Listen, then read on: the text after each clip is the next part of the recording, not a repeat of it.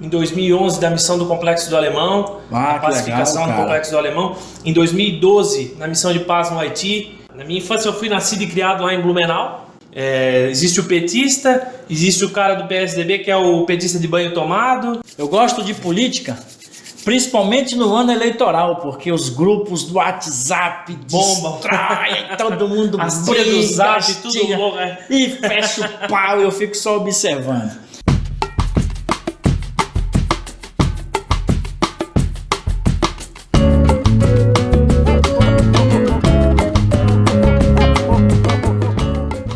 Mandar um abraço especial para a cidade de Blumenau. Estamos dando início a mais um vídeo aqui no Valor Entrevista com a festa da democracia. Nós que não temos lado e principalmente somos imparciais.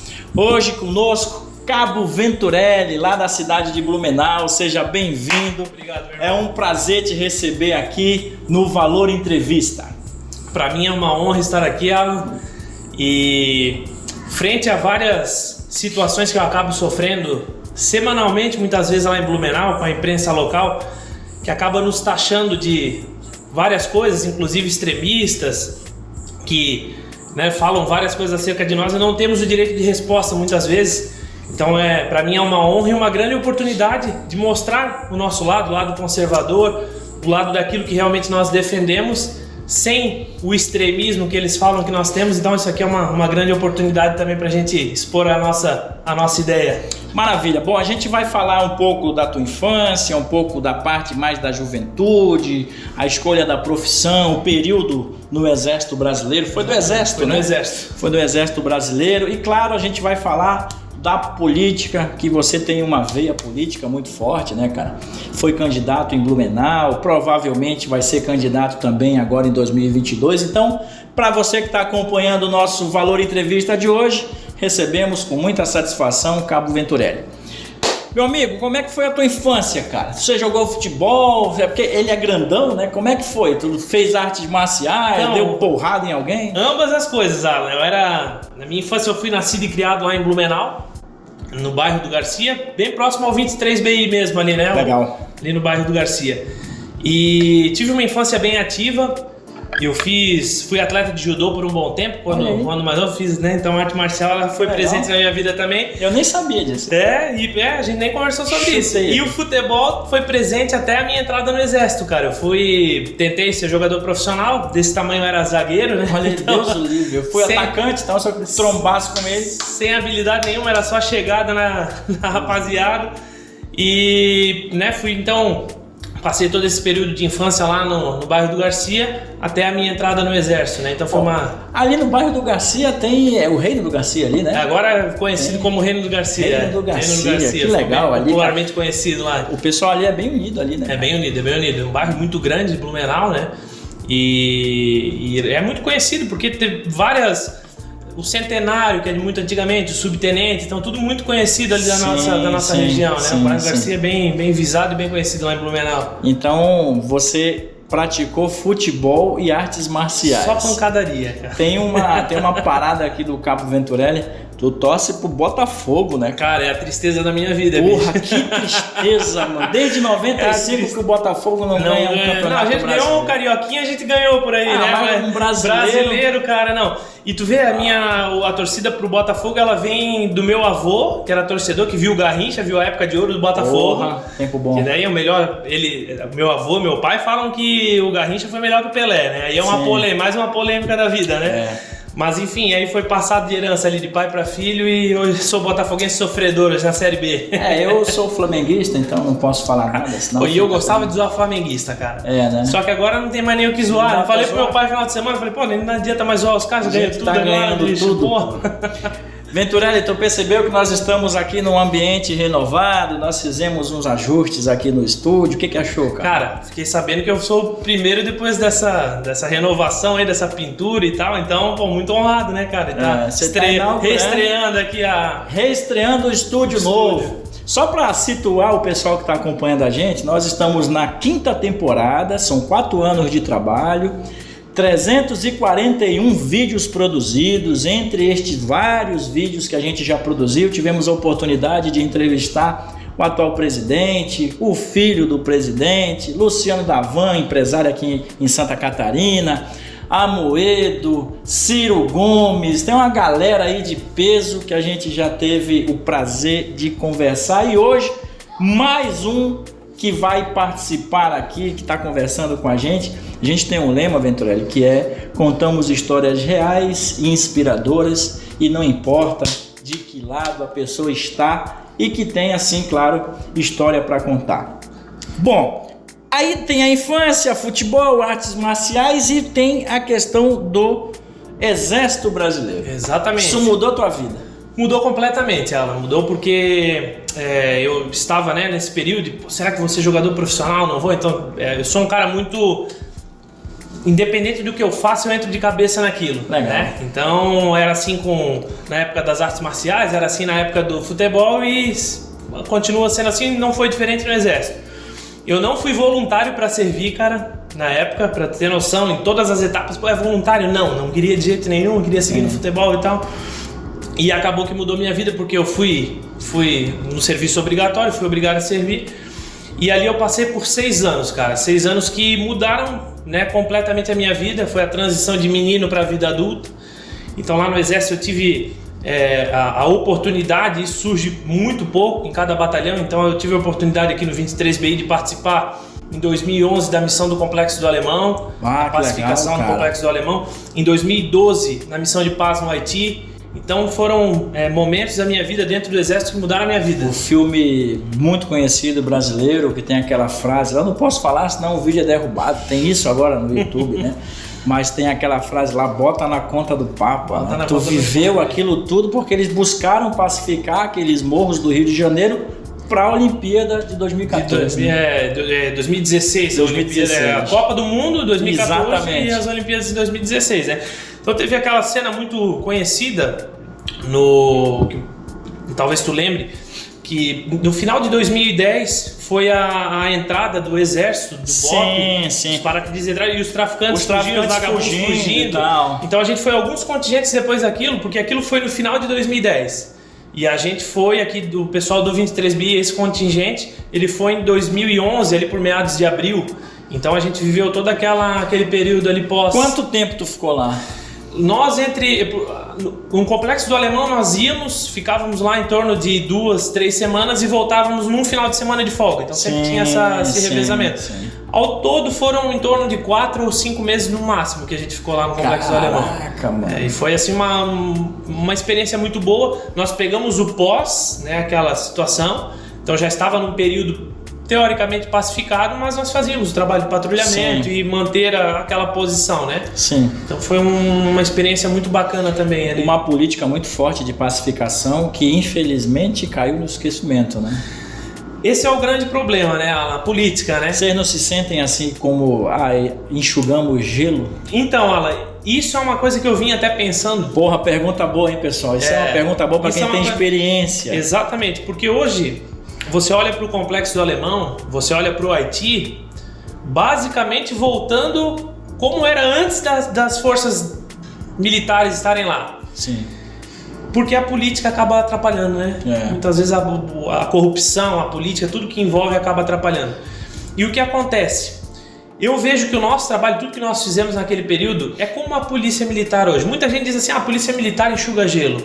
Então os militares lá no Complexo do Alemão, no Haiti, eles enxugaram gelo. Eu digo o contrário. Nós não permitimos, e a polícia militar, que faz esse trabalho diariamente nas nossas vidas, eles não permitem com que a enchente tome conta. Porque o Brasil, além do brasileiro não ter o direito de se defender, ser um povo desarmado, eu sou totalmente a favor de que o povo, cidadão, tem o direito de ter a sua arma dentro da sua casa, defender a sua arma. Além dele estar desarmado, cara, se não fosse a polícia militar, né, naquela época nós, naquelas missões, se não fosse isso, meu amigo, aí o caos estava instalado. Né? Então, eu não digo que enxuga o gelo, mas que não permite com que seja tudo inundado. Sim, entendi. Mas infelizmente a gente sabe que existem interesses políticos e é o que acaba estragando tudo, né? Sim.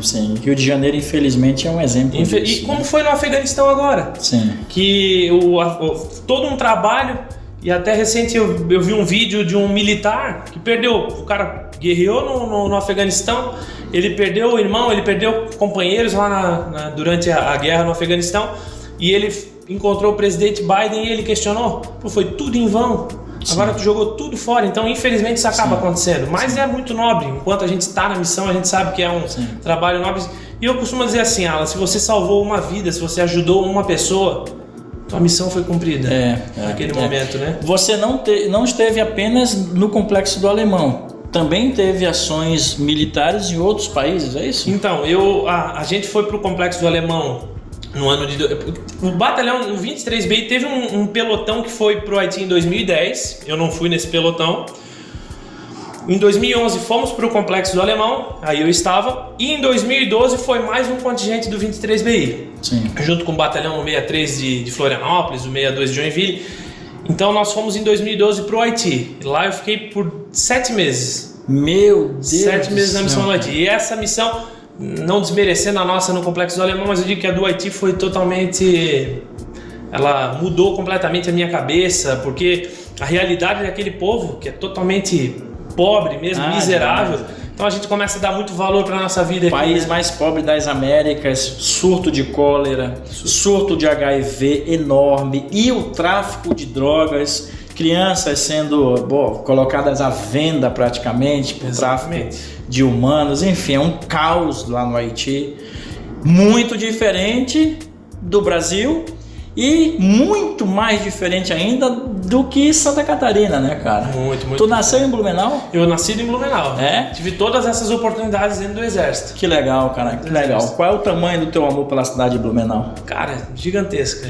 Blumenau é a terceira maior cidade, né, de Santa Catarina. E tem um protagonismo no estado, no Brasil mesmo. Então, foi a cidade onde eu nasci, fui criado e tive todas as oportunidades nível... fora do Brasil, nível internacional, né? Através do Exército, de um batalhão sediado que tem a sua sede em Blumenau. Você é formado em Educação Física, é isso? Formado em Educação Física. Tem irmãos? Como é que é a tua família? Então, eu tenho 2 irmãs, uma mais velha que eu, a Priscila, e uma mais nova que é a Eduarda Maria, minha outra irmã. E... Você tá com 32, Eu tô com 32 anos hoje, 32 anos. E sou casado também, né? Sou casado com a Suelen, sou pai de dois pequenos gigantes. Cara, aproveita a lente aí e manda um abraço para os teus filhos. Meus filhotes aí, o Arthur, que tem 4 aninhos, e o Danilo, são espoleta que dói. Que legal. Mas são os amores da minha vida, né?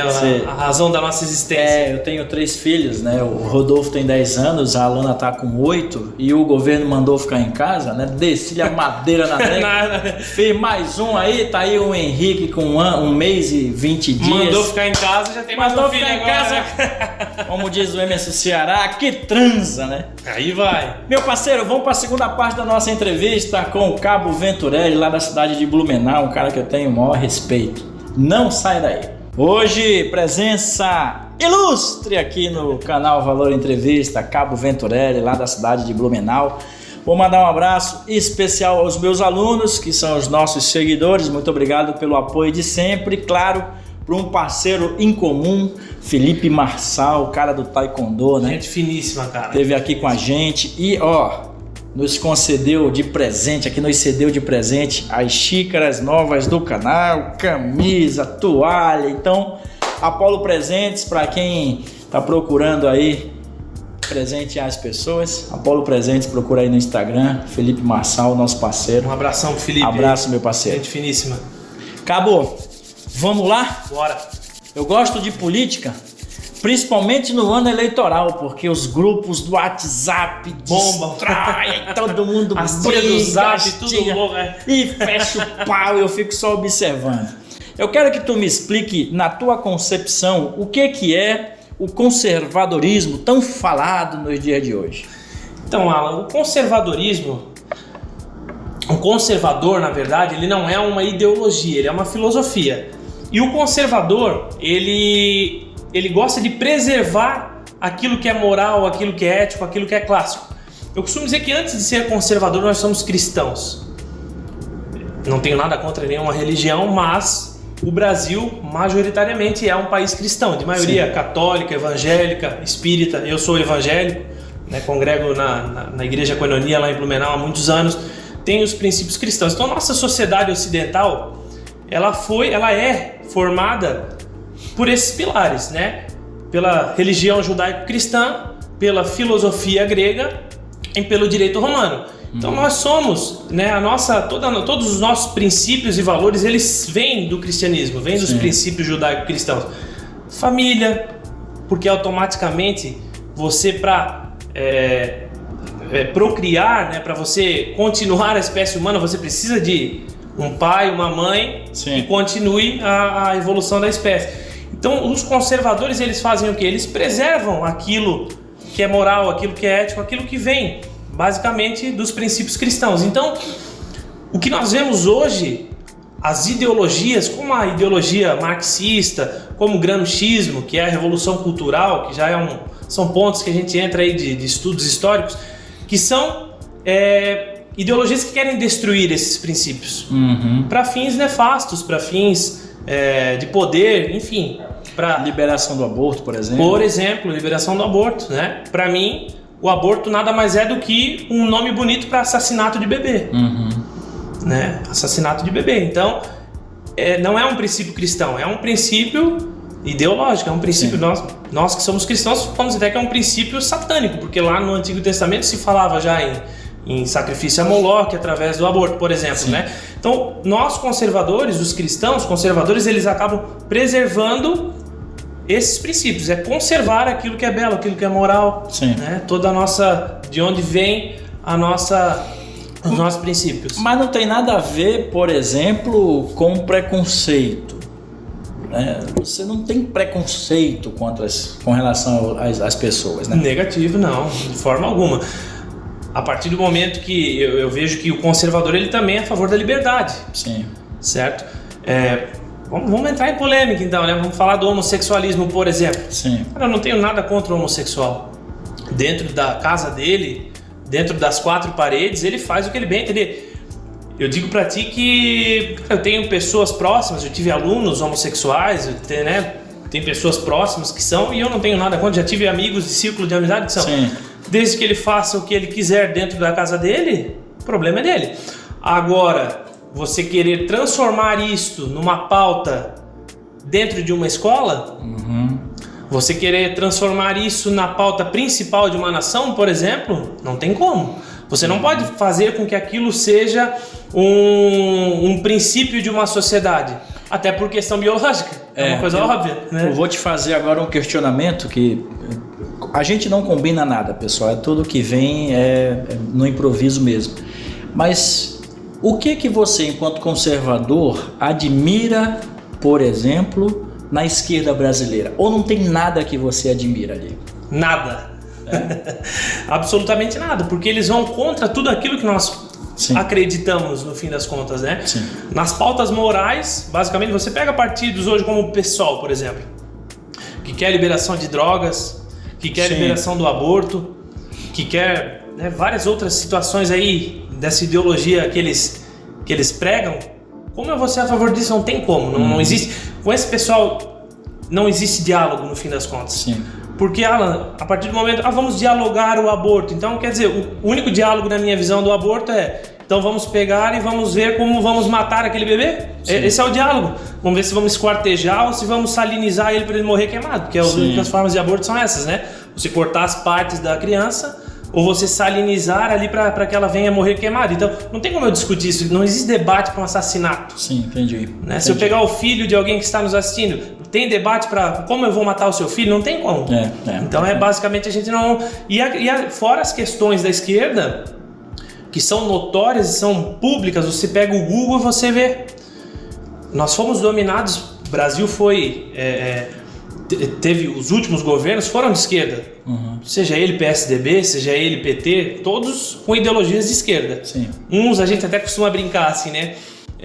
Existe o petista, existe o cara do PSDB que é o petista de banho tomado. Sim. Então a gente sempre costuma fazer esse tipo de brincadeira. Mas assaltaram o Brasil. Assaltaram os cofres do Brasil, desviaram dinheiro da educação, desviaram dinheiro da saúde.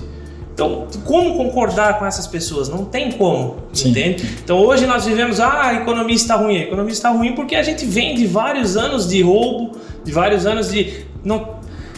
O governo federal, hoje não existe corrupção. Sim. Não estou dizendo que a política é limpa, mas no âmbito do governo federal a gente sabe que o presidente Bolsonaro tem batido firme nessa questão e não permite que a corrupção se instale no governo dele. Agora tu falou num outro item da nossa conversa, que é essa questão do bolsonarismo. Hoje nós temos um país, como dizem os especialistas, não é o Alan, porque eu estou de observador da cena, mas os especialistas dizem que nós teremos em 2022 direita e esquerda, e praticamente ninguém para pavimentar o centro da coisa, porque pelo que percebe-se, ou vai ser Bolsonaro ou vai ser Lula. Como é que tu avalia essa questão do bolsonarismo no Brasil? Então, Alan, eu vejo que o que é o bolsonarismo... Porra, falei bonito, hein, cabo? Falei bonito, hein, galera? Porra, até eu agora me surpreendi. Mas o que eu vejo, Alan, assim, o que é o bolsonarismo? Por que o Bolsonaro? O brasileiro, eu sempre digo que o brasileiro em si, ele é conservador. Uhum. Só que nós éramos uma maioria silenciosa até 2018. Por quê? Porque o brasileiro, ele sempre tem... Existe uma coisa que aconteceu através de Antônio Gramsci, que foi a Revolução Cultural. Quando você vai lá estudar um pouquinho a Revolução Russa, que tomaram o poder através da Revolução Armada, enfim, teve, né, vários outros países que aconteceu dessa forma, você vê que Antônio Gramsci chega num ponto que ele diz... O que ele queria é que as pessoas fossem socialistas sem saber. Uhum. Então, ele dizia que não precisamos dominar através de revolução armada, não precisamos tomar quartéis, precisamos tomar universidade, precisamos tomar escolas, precisamos tomar mídia. E foi isso que aconteceu no Brasil. Você entra lá no regime militar, que nós ganhamos no campo armado dos comunistas, mas nós perdemos um lado intelectual. Uhum. Então o Brasil, em resumo, chegou num ponto que o brasileiro ficou avesso à política, ele não se interessava mais. A vida do brasileiro era o quê? Ver futebol, ver o Domingão do Faustão. Uhum. Nem sei se posso falar Faustão aqui. Já era, também já foi embora o Faustão, fazer então, a propaganda pra Globo. Já foi. Não assistam a Globo. E então essa era a vida do brasileiro, ele deixou a política de lado. E a esquerda dominou totalmente esse cenário, certo? Sim. Então chegou um ponto que o brasileiro ele ficou silencioso a esse ponto, só que os escândalos de corrupção foram tão grandes. Aí você chega ali na época do mensalão, você vai chegando, vai vindo, e corrupção e desvio de dinheiro. O brasileiro não aguentava mais. Aí você vê um deputado federal, e eu conheci, até legal eu falar isso, eu conheci o Bolsonaro em 2011. Quando eu voltei do Complexo do Alemão, eu não conhecia nada de política. Voltei do Complexo do Alemão, militar só tomava pancada. Uhum. É a mentira que a esquerda contou sempre, que há uma ditadura militar. Não houve uma ditadura militar, existe um regime militar, que o povo pediu, inclusive, o povo foi à rua. E chega ali, começa a ver um deputado federal que bate nos comunistas. Eu nem sabia o que era comunismo na época, né? O cara, e a Dilma Rousseff na época, ele falando, e a Dilma Rousseff é guerrilheira, e não sei o que, participou de revolução e matou soldado. E os militares, cara, quem é esse doido aí, bicho? Eu falei, né? Quem é esse maluco aí, cara? E aí comecei a acompanhar o trabalho do Bolsonaro desde 2011. Então chegou um ponto que o Bolsonaro falava tudo aquilo que estava entalado no brasileiro. Sim. Vagabundo tem que ficar na cadeia, que policial tem que ser bem remunerado, que tem que ter um amparo, né? Falava bem das Forças Armadas, falava contra a ideologia de gênero, que naquela época, 2015, 2016, começou a vir muito à tona. Uhum. Né? O teu filho vai na escola, né? O filho menino pode entrar no mesmo banheiro da filha menina. Então começou uma baixaria tão grande na esquerda, nesse ponto também. E aí tu tinha um deputado federal que naquele momento ele falava tudo que o brasileiro estava entalado, né? Ele ganhou espaço, né? Ele ganhou espaço. Só que junto com isso veio o que é a internet, cara. Uhum. Porque nas grandes... Antes da internet não tinha essa oportunidade aqui, não existia o Alan com Valor Entrevista. Era a Globo, eram as grandes mídias compradas, muitas vezes por grandes corporações ali compradas. E aí tu vê que vem num período que vai chegando esse ponto, e aí entra um deputado federal que daqui a pouco se lança a presidente da República. Então eu vejo que o Bolsonaro nada mais ele nada mais foi do que aquele agente, aquela voz entalada na garganta do brasileiro, sabe? A baixaria estava tão grande, tu vê um cara ali que, alguém que vai bater de frente com o sistema, né? Tem muito trabalho, tá difícil, a gente sabe que tem todo um sistema jogando contra, mas na minha visão isso é o bolsonarismo. O Bolsonaro, na verdade, foi um agente histórico, o cara certo que apareceu na hora certa. Eu sou um observador da cena política e eu conversando com um político aqui, experimentado inclusive, claro, não posso citar o nome porque, enfim, tem uma série de coisas. Ele falou, enquanto nós tivermos o Congresso e o Senado que nós temos, pode ser uma mula como presidente ou pode ser o cara mais inteligente desse país, que enquanto nós tivermos o Congresso e o Senado que temos, teremos que sofrer um pouquinho. Entra nessa questão de eleição no ano que vem, né? Sim, mas segura esse tema porque nós vamos para a terceira e última parte do nosso papo com o Cabo Venturelli, ele que faz a presença dele aqui no Valor Entrevista. Não saia daí, já voltamos. Aqui no estúdio conosco, o Cabo Venturelli, lá da cidade de Blumenau. Cabo, eu já quero de antemão agradecer a tua presença aqui. Está sendo um bate-papo muito legal. Show. Oportunidade que nós temos de contar histórias reais e inspiradoras. E é aqui com o Cabo mais uma dessas histórias, mais de 340 vídeos produzidos aqui no Valor Entrevista. Vamos falar de política agora? Bora. Eu sei que tu é um entusiasta, o cara que gosta, que assiste muito bem o cenário político no estado de Santa Catarina, sobretudo na cidade de Blumenau. E nas eleições do ano passado você teve uma surpresa, foram 996 votos, é isso? Exatamente. Quase 1.000 votos, 1.000 pessoas que depositaram a confiança em você. Te surpreendeu? Alan, surpreendeu porque é até uma situação que é legal aqui eu ter mais uma vez o direito de resposta aqui no Valor Entrevista, né? Que eu não tenho em outros lugares que acabam me atacando. Mas esses dias eu tive que ler na verdade, que foi uma votação pífia. E eu vejo que a partir do momento que você tem uma mídia que te ataca pessoalmente, ela não está dando informação, ela está colocando uma opinião pessoal e de forma que te ataca, né? Olha, Alan, eu vejo assim, praticamente 1.000 votos. Para quem investiu nada, R$0, né? Eu não usei fundo eleitoral. Eu, inclusive, o advogado do partido eu paguei com recursos que foram de doação. Eu consegui em torno, acho que de 3 ou 4 mil reais de doação de amigos que quiseram ajudar realmente. Os amigos são para essas coisas. São para essas coisas, então tem muita gente que eu sou grato. Os conservadores do Vale, que são os parceiros ali que acreditaram no início, o pastor Leonardo, que é um cara que é meu amigo, que me ajudou muito nessa campanha, enfim, minha família, várias outras pessoas que me ajudaram muito. E eu costumo dizer assim, pífio eu não acho, porque se com 3 mil reais eu fiz 1.000 votos, o que eu vou falar de caras aí que gastaram 100 mil reais para fazer 500 votos a mais que eu, caras que fizeram 1.000 votos a mais que eu, gastaram 1 milhão de reais. Então assim, Alan, eu não tenho que entrar na política a qualquer custo. Eu acho que a coisa tem que ser construída de forma natural. Eu acho que para quem está construindo de forma natural e sem amarras políticas, eu não devo nada para ninguém. Apesar de hoje eu trabalhar... Muito importante. Eu trabalho hoje com o deputado Gessé Lopes, mas também trabalho com ele porque a partir do momento que eu comecei junto com ele, ele disse, seja quem você é. Você não precisa parar de ser quem você é, até porque senão não estaria junto com ele. Então eu não tenho amarras políticas, eu posso falar o que eu quero. Foi até um questionamento que muita gente me fez. Pô, por que tu não vai trabalhar na prefeitura e tal? Eu falei, meu amigo, a partir do momento que eu tiver que fazer ou ser aquilo que eu não sou, aí eu já perdi a essência. Sim. Aí a mudança política ela não acontece. Eu vou ser mais um dentro desse fisiologismo político aí. Sim, sim. Voltando ainda nesse assunto nacional, como é que tu avalia o PT, o petismo? Hoje eu já recebi alguns aqui, inclusive, né, mandar um abraço para todos os petistas que estão nos acompanhando, mas eu tive aqui no estúdio 2 em especial, que eles falaram que o lulismo hoje é maior que o petismo.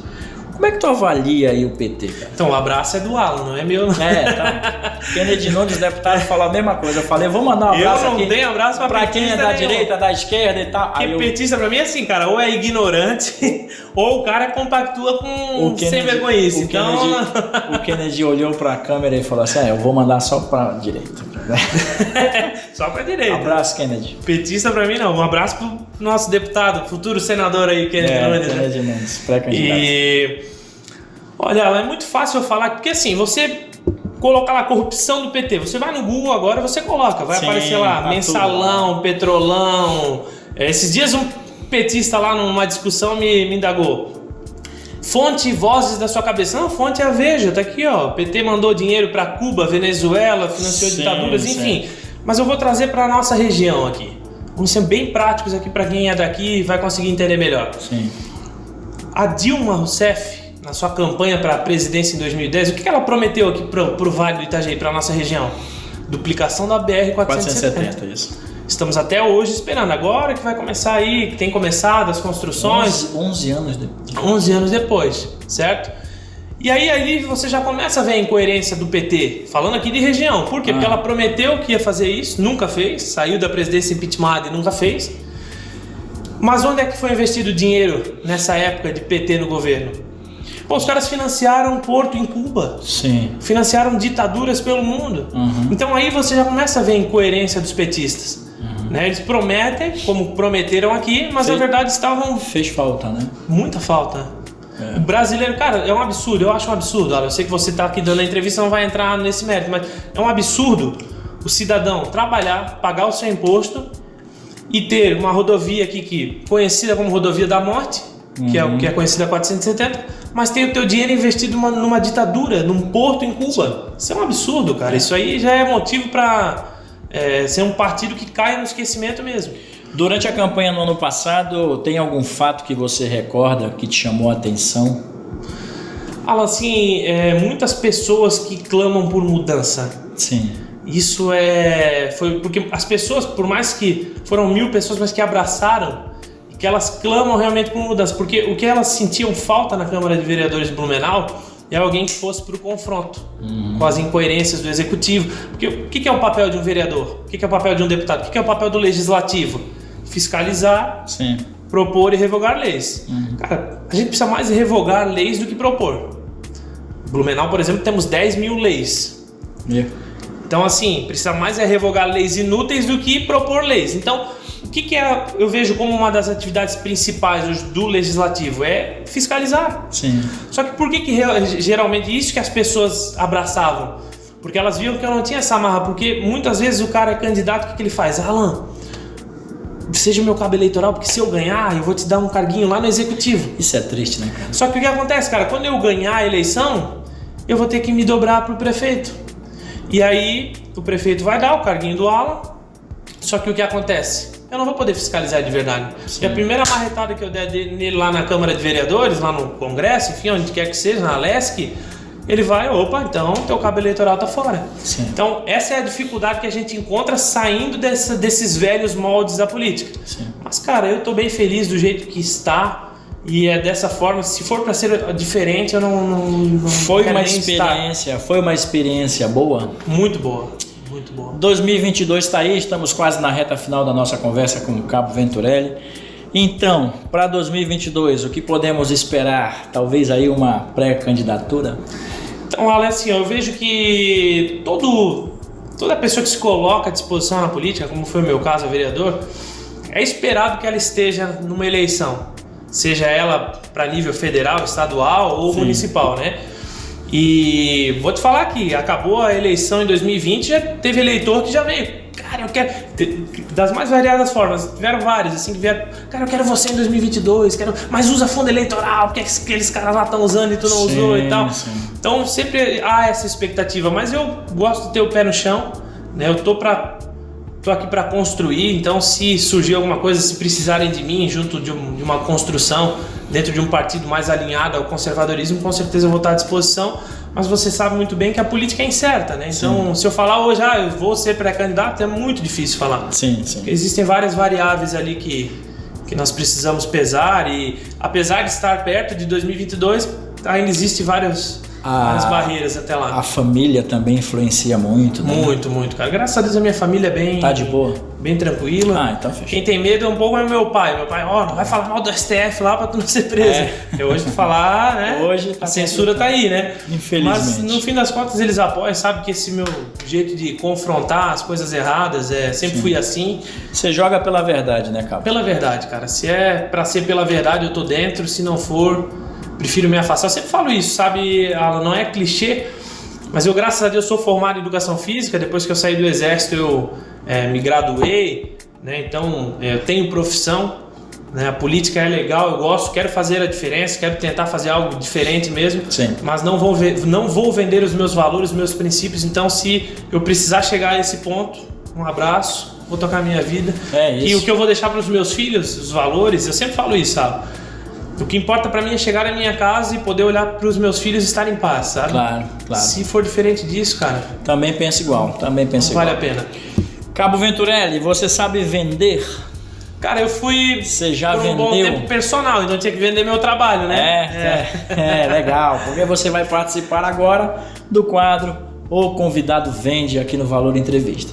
Como é que funciona? São as tuas considerações finais e um pedido para os empresários que estão nos acompanhando de patrocínio aqui para o nosso trabalho. Agora é contigo. Alan, antes de fazer esse pedido aí, né, para os nossos empresários, empreendedores, eu quero fazer uma consideração bem rápida, que é sobre a questão da morte de um rapaz que teve em Blumenau, o Bruno, um advogado que morreu, e a mãe dele está muito envolvida nessa questão. Ele morreu após a segunda dose da vacina.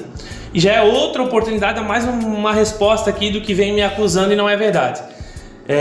O Bruno, ele tomou a segunda dose da vacina e comprovadamente, com um teste feito lá na Espanha, foi comprovado que ele veio a falecer por causa da vacina. E eu não sou contra a vacina, eu não sou conspiracionista, então me chamam aí nos jornais alheios aí de esquerda de negacionista. Eu nunca falei que a vacina é um chip, nunca falei nada disso. Eu sou da área da saúde, então eu sei muito bem que existem testes a serem feitos e a minha única pauta contra a vacina é não obrigatoriedade. Toma quem quiser, quem não quiser não toma, ponto. Sim. Não acho correto, acho que a liberdade ela começa aí. Então eu quero dar essa voz para a mãe do Bruno, que está indo em várias audiências públicas pelo Brasil, está viajando pelo Brasil, e ela é de Blumenau, e o menino morreu em Blumenau. Sim. E não tem um vereador, não tem o secretário de saúde, não tem um prefeito, vice-prefeita que falem sobre isso. Então fica aí a minha fala para que eles venham a falar sobre isso, né? Tragam isso à tona. Por que estão fugindo? Deem voz para ela falar. Sim. Mostrem o outro lado também. Não existe só um lado da coisa. Isso é liberdade, isso é. Então fica aqui a minha consideração acerca desse caso, para que as nossas autoridades lá em Blumenau possam realmente dar o devido valor. Até de Santa Catarina, o deputado G.C. Lopes é o único que se colocou à disposição dela até agora. Sim. Eu te agradeço por essa oportunidade para poder falar sobre o caso, né? E agora indo pro nosso jabá, como se fala, né? Parte das vendas. Pessoal, eu sempre digo assim, nós precisamos de mídia independente. Eu acho isso aqui que o Alan faz muito legal, né? Liberdade de verdade. Ele traz um lado, traz o outro. Ele, como comunicador, ele não passa a opinião dele. Ele mostra e você que decide. Então, acho que se eu fosse hoje empresário, eu iria investir nesse negócio. Porque ele não toma partido de um lado ou de outro. Ele está aqui para comunicar. Exato. Então, ele não vai beneficiar A ou não vai beneficiar B. Então, vale a pena você investir. É um canal que eu acho que está em ascensão, vai crescer muito ainda e com certeza vai valer a pena aí para você, empresário, investir nesse negócio. É isso, pessoal. Cara, fiquei muito feliz. Chegamos ao final da nossa conversa com o Cabo Venturelli. Gostou do nosso papo? Se gostou, deixa aquele like, faz aquele comentário. Se faltou perguntar algo pro Venturelli, comenta aqui embaixo que com certeza ele vai responder para você. Para você que nos acompanha em Blumenau, meu beijo, forte abraço. Para todo mundo aqui no Vale do Itajaí, continue seguindo o nosso canal. Vejam também a nossa playlist aqui no YouTube, porque tem muitos vídeos produzidos pelo nosso trabalho no Valor Entrevista. Fiquem todos com Deus, um abraço. Deus. Até semana que vem. Tchau. Valeu.